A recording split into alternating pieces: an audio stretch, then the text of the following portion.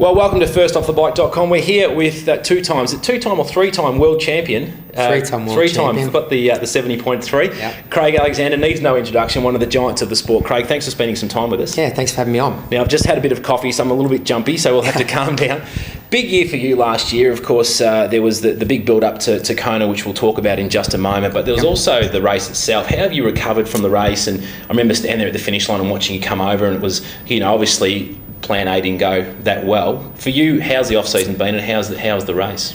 The race itself, obviously we've had a little bit of time to digest the result, and the truth is I had a good race there. I didn't have a great race. I think to win the big ones, I've always said you need to have a great race and have everything fall into place, or have all your ducks in a row, as they say. And that being said, I think I had a very good race, and at the end of the day, I think you've got to say that the three guys who finished in front of me, whether it was expected or not, had great days, and they deserved their spot on the podium. Chris, Andy and Marino all had great days. And I think initially, when you're the defending champion at a race, and I guess the two-time defending champion, particularly at a world championship,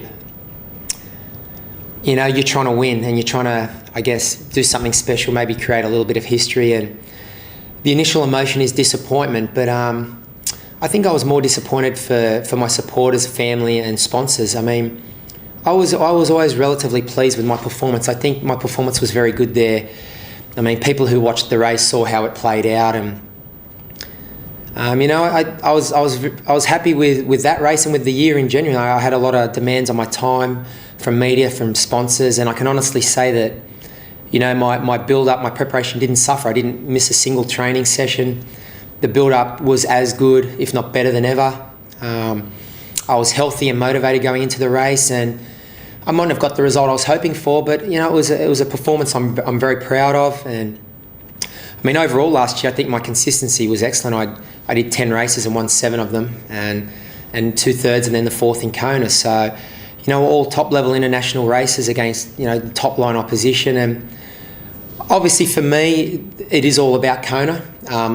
I think that's what I get judged on, but for me personally, that's what gets my juices flowing the most, that race. So, there's an initial disappointment, I think, but when the dust settles and you have time to digest it and you play the race out, could have this happened, should have that happened? And I think, if we had a time machine and we could, wind the clock back, the decisions I made and the way it played out and the tactics, I probably would do the same things again.